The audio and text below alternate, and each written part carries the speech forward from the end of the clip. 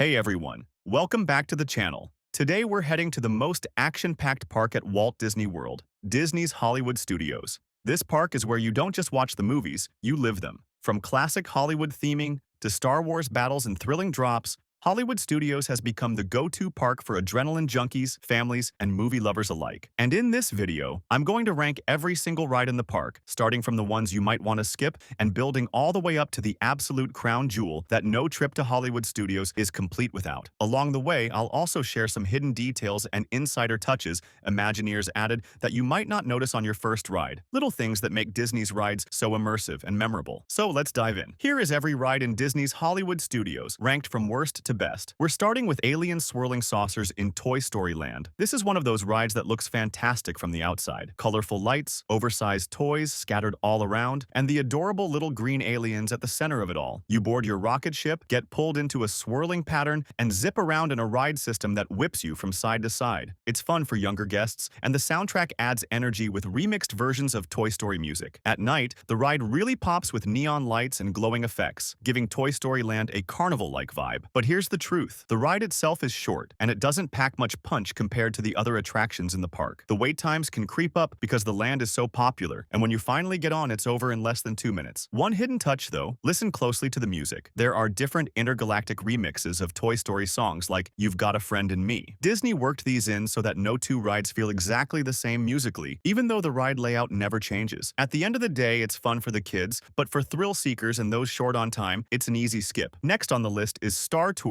This ride has been around in one form or another since the late 80s, and for many guests, it was their very first taste of stepping inside the Star Wars universe. The experience starts as soon as you enter the queue, an interstellar hangar filled with droids, cargo, and the Starspeeder 1000 that you'll soon be boarding. You'll spot C-3PO nervously tinkering with the ship, while R2-D2 keeps a steady eye on things. There's a lot happening here, from droids cracking jokes to cargo scanners with little Easter eggs hidden in the labels. When you board the ship, you quickly discover C-3PO has been accidentally placed in the pilot's seat, and from there, chaos begins. The randomized ride sequences mean you could fly to different planets each time, from a speeder chase on Endor to a battle above Coruscant, or even end up facing Darth Vader. It's fun, it's nostalgic, and it's still entertaining. But compared to the massive state-of-the-art Star Wars attractions just across the park in Galaxy's Edge, this one feels a little dated. The simulator movements can also be rough for those who get motion sick. One hidden detail: if you're chosen as the Rebel spy, your photo will actually appear on the screen mid-ride. It's a small but fun interactive moment that surprises people every time. It's worth a ride, especially for shorter waits, but not something I'd prioritize over the newer Star Wars experiences. Now let's talk about Mickey and Minnie's Runaway Railway. This attraction made history as the very first ride dedicated to Mickey Mouse himself, and it's a perfect showcase of Disney's ability to blend new technology with timeless characters. The experience begins in the theater, where you watch a brand new Mickey short cartoon. The screen suddenly bursts open, and you literally step through into the cartoon world. This is one of the coolest transitions in any Disney attraction. From there, you board Goofy's train and are whisked away into a wacky adventure. The trackless ride vehicles glide seamlessly between scenes filled with projection mapping and physical sets. One moment you're dancing at a carnival, the next you're floating down a river, and then suddenly you're inside a wild factory assembly line. The ride is playful and full of slapstick humor, just like the cartoons it's based on. It's smooth, family-friendly, and highly re-rideable. Hidden detail: in the carnival scene, you can actually spot a nod to the Great Movie Ride, the attraction that used to occupy this space. Imagineers left little tributes scattered throughout, like a poster featuring the old ride. The only reason it's lower in the rankings is because it leans heavily on projections rather than big physical thrills. But make no mistake, this is one of the most joyful, charming rides Disney has ever built. Slinky Dog Dash is a family coaster that packs more punch than people expect. The track winds all through Toy Story Land, with 2 launches and a series of smooth hills and turns. From the moment you climb aboard the oversized Slinky Dog ride vehicle, you know this isn't your average kiddie coaster. The first launch pushes you into a sweeping turn, and midway through the ride, you stop briefly before a second launch sends you racing again. The pacing and smoothness make it a perfect ride for families who want just enough thrill without being too intimidating. The theming is delightful. You'll spot Rex and Jessie, oversized building blocks, and even Wheezy the Penguin serenading you with You've Got a Friend in Me at the finale. Here's a hidden touch: the ride's design is meant to look as if Andy built it himself in his backyard with his Studios toys, including Tinker Toys and building kits. Even the supports look oversized and toy-like, fitting perfectly into the land's oversized backyard theme. It's one of the most popular rides in the park, so waits can be long. My advice, rope drop it or use Genie Plus. At number 4, we have Toy Story Mania, one of the most purely fun rides in all of Walt Disney World.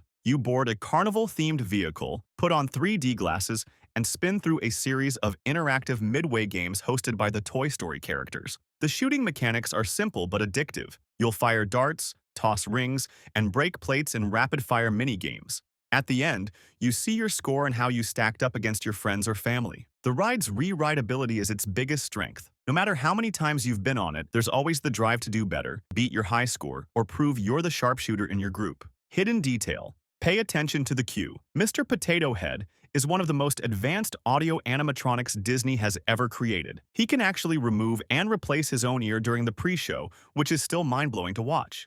This ride is pure competition and fun, and it perfectly balances Disney charm with interactivity. At number 3 is Millennium Falcon, Smuggler's Run. Just walking into Galaxy's Edge and seeing the Falcon parked outside is enough to make your jaw drop. It's one of the most photographed spots in the entire resort. Inside, the queue immerses you in the hangar bay, with Hondo Ohnaka hiring you for a smuggling mission. Eventually, you're led into the Falcon's Lounge where you can sit at the Dedrick holochess table. This is a dream moment for any Star Wars fan. Once aboard the cockpit, the ride itself is a cooperative flight simulator. 2 people pilot, 2 are gunners, and 2 are engineers. How well you all perform actually changes the ride outcome. Hidden detail. If your crew performs poorly, the Falcon takes visible damage, and when you exit the ride, sparks and smoke effects greet you in the hallway. If you do well, the Falcon looks pristine. This gives you a real sense that your actions mattered. The interactivity is both its strength and its weakness. Piloting the Falcon is unforgettable, but if you get stuck as an engineer, you'll spend most of your time pressing flashing buttons instead of enjoying the view. Still, flying the Millennium Falcon is a bucket list experience for any Star Wars fan. In the number 2 spot, we have the crown jewel of Galaxy's Edge, Star Wars: Rise of the Resistance. This isn't just a ride, it's a cinematic journey that lasts nearly 20 minutes from start to finish.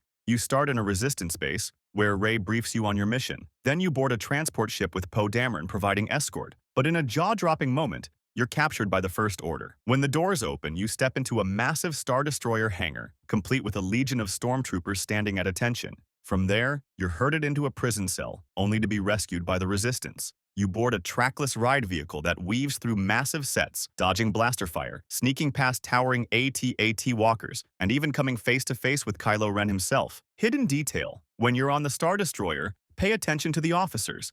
They stay completely in character, treating you like actual prisoners, which adds to the realism. Some even ad-lib lines depending on your group's behavior. This ride is a technological marvel, seamlessly combining trackless vehicles, simulators, projection, and massive practical sets. The only reason it's not number 1 is that breakdowns can happen often, and the wait times can be brutal. But when it's working, it's easily one of the best rides Disney has ever created. And finally, taking the top spot, the Twilight Zone Tower of Terror. This is not just the best ride in Hollywood studios, it's one of the best rides Disney has ever built. The moment you step onto Sunset Boulevard, the looming, decayed hotel tower commands your attention. As you enter the lobby, you're transported into a 1930s luxury hotel frozen in time, covered in cobwebs and dust. The pre-show introduces you to the Twilight Zone story. 5 guests vanished in the elevator during a stormy night, and now it's your turn to enter the 5th dimension. The elevator ride is pure suspense. Doors open to eerie scenes like ghostly apparitions or the endless starry void. Then suddenly, without warning, the elevator drops. But here's the twist. The drop sequence is randomized, so you never know how many times you'll rise and fall. Hidden detail. In the library pre-show, listen closely. You'll hear faint musical cues and whispers tied directly to episodes of the original Twilight Zone series. Imagineers layered these in as a tribute to the classic show. This ride blends story, atmosphere, and thrills perfectly. It's chilling, it's exciting, and it's different every single time. For me, Tower of Terror will always be the king of Hollywood studios. So there you have it. Every ride at Disney's Hollywood Studios ranked, from the playful alien swirling saucers all the way up to the legendary Tower of Terror. This park is a mix of family fun, cutting-edge technology, and pure thrills. Whether you're here for Star Wars, Toy Story, or classic Disney magic, Hollywood Studios has something unforgettable waiting for you. But now I want to hear from you. Do you agree with my rankings? Would you put Rise of the Resistance above Tower of Terror? Or maybe move Mickey and Minnie's Runaway Railway higher? Drop your ranking in the comments, and let's see how fans really feel about this park. If you enjoyed this video, don't forget to hit that like button, subscribe for more Disney and theme park rankings, and ring the bell so you never miss an upload. Thanks for watching, and I'll see you in the next video.